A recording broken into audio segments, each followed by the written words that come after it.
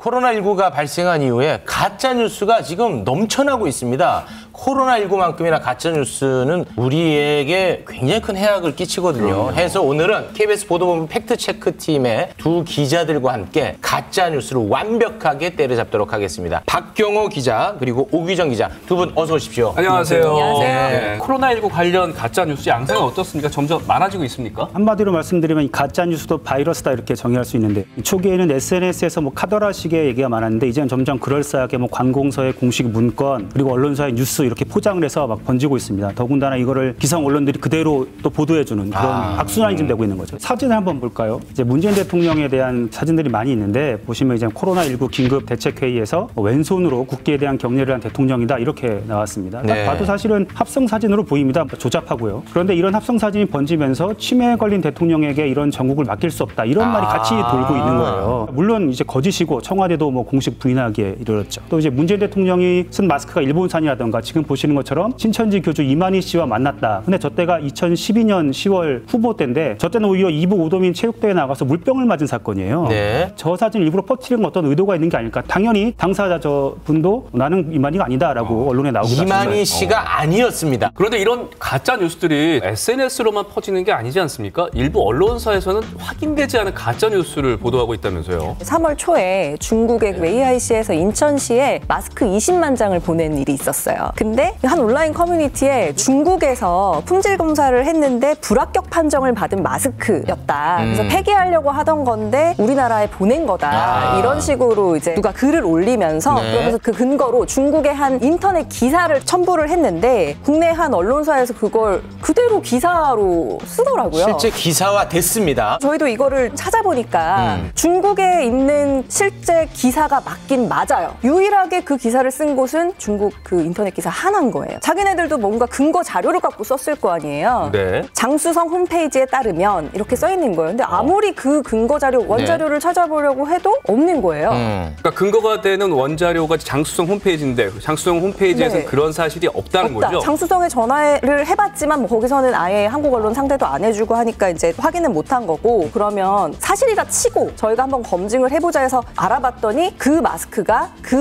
아니었다. 마스크가 달랐던 거죠.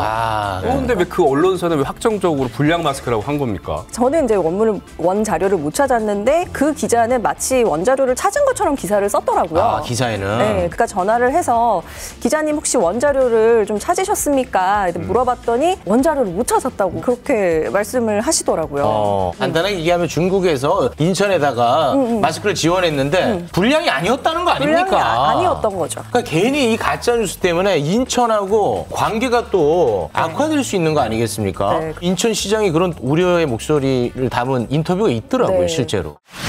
또 다음도 한번 보면은 뭐 기획재정부가 이 제약회사 사장들과 만나서 회의한 결과다 뭐 이런 글도 떠돌았고요. 코트라 본사 전달 요청 메일이라고 이제 출처를 꾸며내기도 했습니다. 뭐 내용은 백신이 뭐 4월경에 나온다. 폐기능이 약한 환자는 뭐 방치한다. 한국은 4월에 피크를 찍을 것이다. 뭐 이런 내용이었는데 뭐 물론 뭐 기재부가 제약회사 만나서 이런 뭐 논의를 한 사실이 없고요. 백신도 뭐 사실 무근입니다. 아예 그냥 가짜 정보다. 최근에 굉장히 뜨거운 이슈가 된 오보가 있지 않았습니까? 진단 키트 관련한 오보가 있었습니다.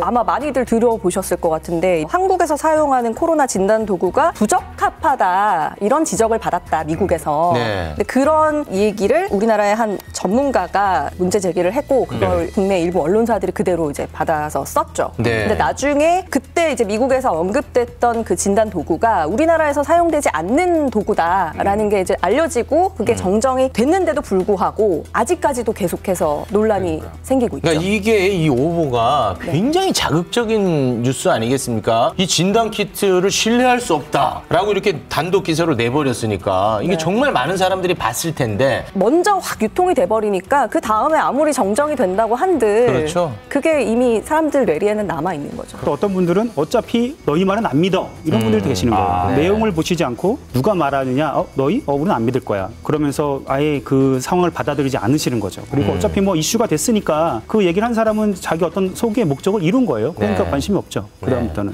뿐만 아니라 이런 가짜 뉴스, 잘못된 정보가 또 우리에게 매우 위험하게 됐다는 것도 판명이 됐잖아요. 최근에 그 얘기를 한번 드리고 싶은데 발병 초기부터 이제 소금에 관한 허위 정보가 많이 돌았습니다. 근데 사실은 저희는 이런 말 드리면 거 맞으면 이제 누가 믿을까? 너무 뻔하니까. 그런데 최근에 그런 일이 실제로 벌어졌죠. 성남 지역의 모 교회에서 네. 코로나19를 예방하겠다고 소금물을 이제 분무기로 뿌렸지 않습니까? 네. 그런데 제가 말씀드리고 싶은 거는 비난이나 초점이 사람이 맞춰지는 게 아니라는 점을 좀 말씀드리고 싶은 거예요. 네. 왜냐하면 지금 이제 코로나19가 좀 새로운 질병이잖아요. 새로운 질병이기 때문에 기존에 받았던 처방이 다 무의미해지는 거예요. 그러면 당연히 사람들은 어떤 대안이나 처방을 원할 건데 거기에 대답을 해줘야 될 전문가나 보건당국은 책임을 져야 되니까 이걸 연구를 해야 되고 어떤 근거를 찾아야 되니까 그렇죠. 공백이 생긴다고요. 시간이 걸리죠. 네, 그럼 그 시간 동안 사람들은 불안하니까 어떤 정보에 기댈 수밖에 없어요. 맞습니다. 그러면서 자기한테 원래 친했던 사람들, 자기가 자주 갔던 대화방, 그걸 따지지 않고서 거기서 오는 정보, 그리고 내가 할 수 있는 방법을 찾는 거죠. 그러니까 그분들한테는 소금물이 그냥 이런 위기 상황에서 쉽게 할 수 있는 생존 수단이었던 거예요. 근데 또 이렇게 보시면 나는 안 그럴 건데 이런 분들 계세요. 네. 근데 이제 이거 좀 개인적인 얘기입니다만 제가 이제 지난해 이제 혈액암 진단을 받았어요. 그런데 그동안 저도 되게 뭐 나름 이성적이고 기자로서 오래 활동했다라고 봤는데 그 얘기를 듣는 순간 모든 이성적인 생각이 안 들더라고요. 특히 이 암에는 국제적이고 공인된 치료법 그리고 통계 수치가 있음에도 불구하고 주변에서 하는 말에 혹하고 혹시나 이런 말을 하게 됩니다. 또 절박하니까. 그렇죠. 그런데 어느 분들께는 지금 이런 상황이 그런 위기인 거예요. 그러니까 그런 위기에 뭔가 원하는 정보가 있는데 전문가나 공인기관은 사실은 멀고 대화방은 가까운 거죠. 이제 공포심이 높아질 때는 이 가짜뉴스에 더 기대게 된다. 이제 그런 말씀을 해주신 것 같습니다. 뭐 걱정하시는 분들 댓글도 많고 그러는데 이제 건강 괜찮으신 거죠? 네, 뭐 회복하고 있는 중입니다. 건강합니다. 예. 네. 이런 가짜뉴스 또는 오보라는 말을 쓰고 싶지 않아요. 저는 사실은 뭔가 좀 의도가 있는 것 같은데 이거는 도대체 왜 만들어내는 겁니까? 사실 저희가 뭐 전문가나 학술자가 아닌 입장에서 보면 오보는 살짝 실수라는 개념이 좀 있어요. 사실 저희도 뭐 쓰다 보면 오보가 나올 수도 있고 네. 언론사로서 그런데 이제 가짜 뉴스는 잘 지적하셨는데 의도가 있는 거예요. 이 가짜 뉴스를 퍼뜨릴 때는 자기가 뭔가 이루려는 의도가 있습니다. 그게 뭐 정치적이든 아니면 어떤 정치에 대한 불만을 나타내든 소위 혼란을 야기하든 아니면 정말로 선의로 정보를 주든 그런데 이런 것들은 단기적으로는 어떤 자신의 감정을 해소하겠지만 장기적으로 보면 이 민주주의라고 할 수 있는 이 토대를 갉아먹는 거예요. 토론도 못하게 하고 서로 미워하게 하고 갈등하게 하는 손해를 보는 거죠, 서로.